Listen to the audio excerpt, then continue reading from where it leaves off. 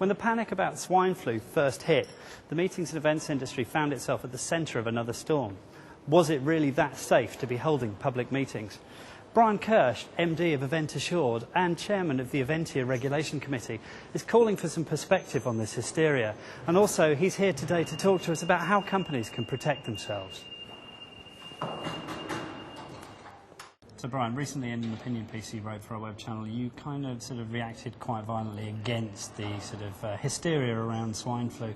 Can you give us just to reiterate that and sort of where you stand? Yeah, well, it's very frustrating because the industry is going through a difficult time at the moment, and along comes a scare which comes out of an epidemic which has broken out in one country in Central America, Mexico, and suddenly around the world we have almost a state of panic.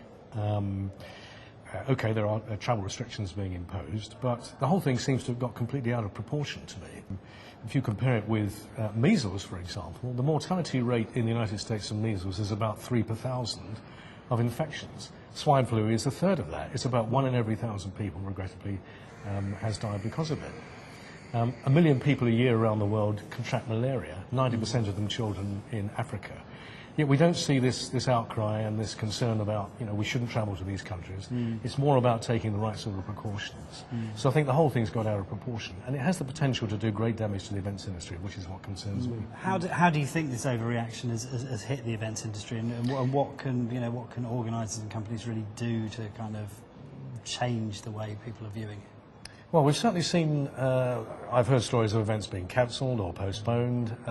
As a company, we've dealt with a small group which was due to travel to Mexico. Now, clearly they couldn't travel because at that time the Foreign Office said you should not travel to Mexico. Now, that advice has been withdrawn.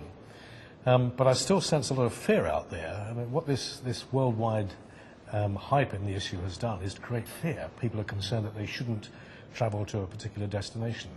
Now, we had the same experience a few years ago, 9/11. There was a period after that when people were afraid to travel. And even immediately afterwards, there were no reasons why you shouldn't travel to certain destinations around the world. Clearly, you couldn't travel to New York for a time. So there are some similarities between that situation and the situation we now face with swine flu. I've heard of events where clients have required paramedics to be on hand in case people go down with this particular virus. I've heard of travel bans being imposed by multinational companies saying you cannot travel not just to Mexico but to other parts of the world. Now, I'm all in favour of sensible precautions, but I just feel that's a bit of an overreaction to what has been seen to be a relatively mild infection. Not nice for anyone who gets it, but just the same. It's not as serious in some ways as other diseases that afflict the population. I mean, obviously there is a kind of broader picture of this and a slightly more serious note in the fact that, these things can and probably will crop up again in the future. What really can, I suppose, anyone holding conferences, meetings, events actually do to protect themselves? Well, I'm not dismissing it. I think the insurance market, for example, is reviewing this situation, and none of us know exactly what's going to happen when the winter comes. But I think there are 3 things that event organisers can do. The first thing they can do is to plan. When you're doing risk assessments, the potential for infection perhaps needs to be addressed in their planning process. They need to prepare contingency plans, what happens if something actually does flare up. And I'm not just talking here about infectious diseases, all sorts of other issues can cause serious problems with events. I mean, we've seen it with terrorism, we've seen it with infectious diseases. Contingency plans need to be in place in case things seriously go wrong. And the third dimension, of course, is protect. You can buy insurance for disruption to events, and that should be part of the risk management process for event managers. So you mentioned about the state of the insurance market at the moment. How are they actually viewing the swine flu threat, and how are they reacting to it? Well, it depends where you bought your insurance. Some underwriters have been giving fairly unrestricted cover for outbreaks in infectious diseases. We've got quite a few clients who do have cover, not just against that, but for example, country events are susceptible to outbreaks of foot and mouth disease and other animal diseases. So we've got clients on cover for those sorts of risks. Now, if you've got the insurance and it doesn't have any sort of exclusion, then obviously you're covered. If you try to buy the cover now, it's like trying to buy insurance for a house that's already on fire. It's an accomplished fact, and the cover is not going to be available generally for the foreseeable future. It probably will become available before too long. I even hear that on specific event basis you can even buy the cover now, but it's expensive and very selective.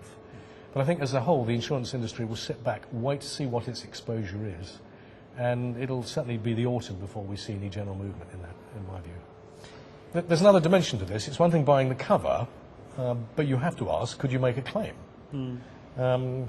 And realistically, could you necessarily justify cancelling a big conference which has taken perhaps a year or 18 months to plan and put into action for something which is not necessarily having a direct serious effect on your event?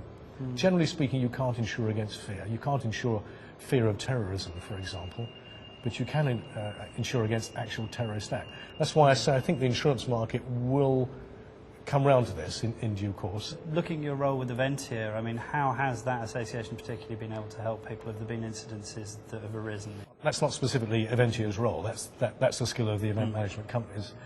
I suppose I'm doing it now because what I'm trying to do is to say to the industry, to the media, to politicians, please can we get this issue into perspective? Because if we don't, it has the potential to do damage to the events industry, and we're all here to create and sustain a prosperous events industry. So negative reporting, unnecessary scares, hyping of the issue could potentially do damage, and we're trying to put that right. Excellent. Brian, thank you very much for talking to us. You're welcome.